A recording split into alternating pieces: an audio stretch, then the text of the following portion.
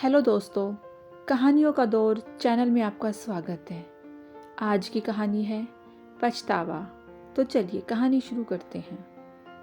राजवीर मंदिर में बैठे कुछ सोच रहा था। तभी एक व्यक्ति आता है। उसके हुलिये को देख कह सकते हैं वो एक मुस्लिम है। वो मंदिर में आकर पूजा करता है। उसे देख एक ही सवाल दिमाग पर दस्तक देता है, एक मुस्लिम मंदिर में कैसे? वही एक सवाल राजवीर को उसकी सोच से बाहर निकालता है और वो उस शख्स की तरफ देखता ही है कि वह शख्स उस अनपूछे सवाल को भांप लेता है और वही मंदिर की डेल पर राजवीर के पास बैठ जाता है और खुद ही कहता है, मेरा नाम अशफाक है, मैं मुस्लिम समाज से हूँ, रोजाना मंदिर आकर पूजा करता हूँ। राजवीर सुनकर आश्चर्य से पूछता है, यह अनोखा है, क्या इसके पीछे कोई कारण है? अशफाक मुस्कुराते हुए जवाब देता है, बरखुरदार, हर एक बड़े काम या बदलाव के पीछे वजह जरूर होती है। यहाँ भी है। हमारी बीवी हिंदू थी, उन्होंने हमारे धर्म को दिल से अपनाया। यही एक उम्मीद उनकी आंखों में हमारे लिए भी थी, पर हम जानकर भी अनजान बने रहे, क्योंकि यह हमारी शान के खिलाफ जो था। वो जीवन भर हमारे खातिर अपने भगवान से दूर रही और एक दिन वो हमसे दूर अपने भगवान के पास ही चली गई। उन्होंने हमें एक खत लिखा था जो उनके इंतकाल के बाद हमें मिला। उसमें लिखा था, उन्हें अपने ईश्वर से बहुत प्रेम था। वो हमसे छिपकर यहाँ इस मंदिर में आज जाया करती थी। हमें बुरा ना लगे इसलिए कभी बोल नहीं पाई, पर धोखा नहीं देना चाहती थी, इसलिए खत लिख दिया। उन्होंने हमारे प्यार के खातिर, हमारे अभिमान के खातिर अपनी इच्छा कभी जाहिर ना की, पर मरते मरते वो हमें सच कह गई। तब हमें प्यार की कीमत समझ आई, इसलिए उनके जाने के बाद ही सही, पर हमने उनकी वो एक इच्छा पूरी की। अशफाक की बात खत्म हो जाती है। दोनों कुछ देर खामोश बैठ जाते हैं। अशफाक की बातों से राजवीर के चेहरे पर बेचैनी सी है, जिसे देख अशफाक राजवीर से पूछता है, जनाब, आप कुछ परेशान से लग रहे हो। राजवीर कुछ असहज सा हो जाता है और कहता है, नहीं, ऐसा कुछ नहीं। अशफाक कहता है, बरखुरदार, आपकी बेचैनी देख कह सकता हूँ आप किसी सच से भाग रहे हो। राजवीर तेजी से वहां से उठकर जाने लगता है, जैसे अशफाक ने उसकी कोई चोरी पकड़ ली हो। अशफाक उसे रोकता है, पर राजवीर तेजी से वहां से निकलकर अपनी कार में बैठकर चला जाता है। राजवीर के दिमाग में अशफाक की सारी बातें घूमने लगती हैं। राजवीर को रात भर नींद नहीं आती। सुबह होते ही वो फिर उसी मंदिर में जाकर बैठ जाता है। फिर से उसकी मुलाकात अशफाक से होती है। अशफाक राजवीर के पास आकर बैठ जाता है। अशफाक समझ जाता है कि राजवीर उससे कुछ कहना चाहता है, पर अशफाक चाहता है राजवीर खुद अपने अभिमान को तोड़कर सच को उनके सामने रखे, जिससे वो भाग रहा है। पर वही राजवीर चाहता है अशफाक उससे आगे से सवाल करे, पर राजवीर कुछ नहीं बोल पाता। 2-3 दिनों तक यही चलता रहता है। आखिरकार एक दिन राजवीर खामोशी तोड़कर बोलता है, असल में मेरी नौकरी में थोड़ी दिक्कत है, बस इसलिए परेशान हूँ। अशफाक जोर जोर से हंसने लगता है। बरखुरदार, इतने दिनों बाद अपनी खामोशी तोड़ी भी तो झूठ बोलने के लिए? मियाँ, हमारे बाल धूप में सफ़ेद नहीं हुए हैं। आपका चेहरा साफ कह रहा है, आप खुद से खफा हैं। खुद की गलती मानने की हिम्मत नहीं है आप में।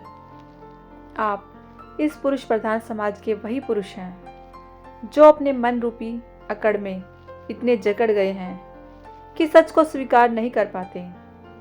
अशफाक राजवीर को उसके ही असली रूप से पहचान करवाता है। राजवीर के दिल पर एक बोझ है जिसे वो खुद भी खुलकर नहीं कह पाया, और आज वो अपने जीवन के उस एक पहलू को अशफाक के सामने रखता है और कहता है, मैं एक मॉडर्न लड़की से शादी करना चाहता था, पर मेरे माता पिता ने मेरी शादी गांव की लड़की शिखा से करवा दी। मैं उससे ठीक से बात नहीं करता था। वो मेरे परिवार के साथ ऐसे घुल मिल गई थी जैसे बरसों से उनके साथ रह रही हो। मुझे ये भी पसंद नहीं आ रहा था। फिर भी वो मेरी हर ज़रूरत को बिना मेरे कहे पूरा कर देती थी। मैं तरक्की पर तरक्की कर रहा था। मुझे अपने आप पर बहुत अभिमान था। एक दिन नशे में धुत कराकर मैंने शिखा के साथ बदसलूकी की। मैंने कहा, तुम मेरी ज़िंदगी की सबसे बड़ी गलती हो। शर्म आती है मुझे जब तुम्हें पत्नी कहना पड़ता है। मैं बोलता ही गया। शिखा के लिए यह सब नया नहीं था, पर मेरे माता पिता के लिए ये एक कड़वे घूंट के समान था। बिना मुझसे बात किए वो शिखा को अपने साथ ले गए। मैंने ऐसे ही बिहेव किया जैसे मुझे काले पानी की सज़ा से मुक्ति मिल गई हो। जाते वक्त शिखा ने मेरी मेज़ पर एक डायरी रखी थी जिसमें मेरी सारी ज़रूरत की लिस्ट थी। यह देखकर मुझे गुस्सा आ गया। क्या समझती है वो खुद को? मैं क्या उस पर डिपेंड करता हूँ? फिर मैंने सोचा, मैं क्यों चिढ़ रहा हूँ? वो तो थी ही गंवार, अब चली गई, मैं आज़ाद हूँ। ऐसा सोच मैं ऑफिस चला गया। ऑफिस में लंच ब्रेक में जैसे ही टिफ़िन खोला, मैंने उस महक को मिस किया जो रोज़ाना मेरे थके चेहरे पर मुस्कान बिखेर देती थी। एक पल के लिए मुझे एक अजीब सी कमी महसूस हुई, पर उस वक्त मुझे अपनी आज़ादी का गुमान ज़्यादा था। समय गुजर रहा था। मैं अपनी हर एक ज़रूरत के लिए डायरी पर डिपेंड करता था। कमी का कुछ एहसास तो था, पर मेरा ईगो मेरे सामने आ जाता और मैं फिर अपनी अकड़ में जीने लगता। मैं परेशान जब हो गया जब मेरा वर्किंग परफॉर्मेंस बिगड़ने लगा। हमेशा अपनी प्रोग्रेस के लिए खुद को सारा क्रेडिट देता था। मैं ये मानना ही नहीं चाहता था कि मेरी प्रोग्रेस में शिखा का भी पूरा हाथ था। उसी के कारण मैं अपने जीवन की कई छोटी बड़ी परेशानियों और जिम्मेदारियों से बहुत दूर था और केवल अपने काम पर फोकस करता था। बेस्वाद खाने में, मुरझाए फूलों में, बिखरे घर में, हर उस जगह जहाँ मैं शिखा को देख चिढ़ता था, उसे गंवार कहकर निकल आता था।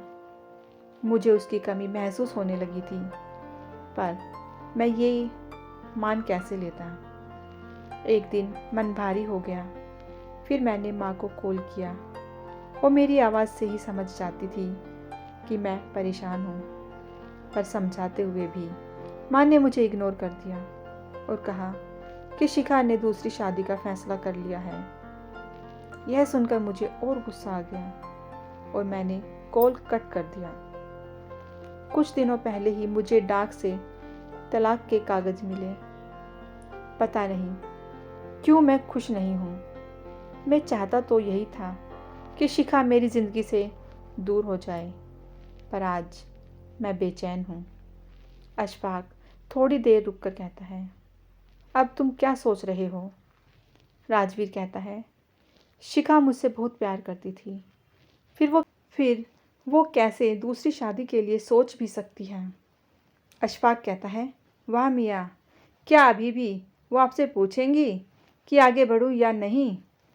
आज जब आपको उसकी अहमियत पता चल गई है, तब भी उससे सच कहने से झिझक रहे हो? सब कुछ सामने है, पर फिर माफ़ी मांगने में खुद को छोटा महसूस कर रहे हो मियाँ।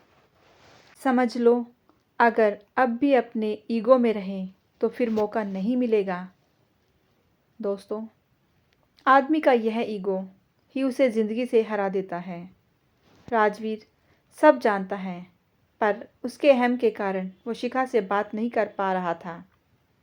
शायद उसे डर है कि इस बार शिखा उसे ना कह दे। अशफाक राजवीर को झंझोड़ कर कहता है, जब मैं अशफाक होकर मरी हुई बीवी के खातिर मंदिर आ सकता हूँ, तो क्या तुम एक सच स्वीकार नहीं कर सकते? राजवीर को अशफाक की बात दिल पर लग जाती है। वो कॉल तो नहीं, पर शिखा को एक मैसेज करता है। मैसेज डिलीवर होते ही उधर से कॉल आ जाता है। दोनों के बीच लंबी बात होती है और यह एक लंबा कॉल दोनों को आपस में मिला देता है। दोस्तों, एक टेक्स्ट के बाद शिखा एक पल नहीं रुकती और कॉल कर देती है। यह एक औरत का दिल है। वो जिससे प्यार करती है उसे कभी नहीं झुकाती, और वही एक आदमी हर उस औरत को झुकाता है जो उससे प्यार करती है। कहानी से शिक्षा: वक्त किसी का बंधक नहीं, वक्त रहते काम हो जाए तो वह अमूल्य है, वरना पछताने के अलावा कुछ नहीं रह जाता। जीवन में जो भी मिले उसे स्वीकार करने की कोशिश करें। ज़रूरी नहीं हर चीज़ जो आप चाहते हो वही आपको मिलेगा, लेकिन जो आपको मिला है वह आपकी किस्मत है, जिसे अच्छा बुरा बनाना केवल और केवल आपके हाथ में है। दोस्तों, आपको ये कहानी कैसी लगी मुझे कमेंट करके ज़रूर बताएं। यदि कहानी अच्छी लगी हो तो कहानी को लाइक कीजिएगा, शेयर कीजिएगा, और यदि चैनल पर नए हैं तो चैनल को सब्सक्राइब करना बिल्कुल ना भूलिएगा। कहानी सुनने के लिए बहुत बहुत धन्यवाद।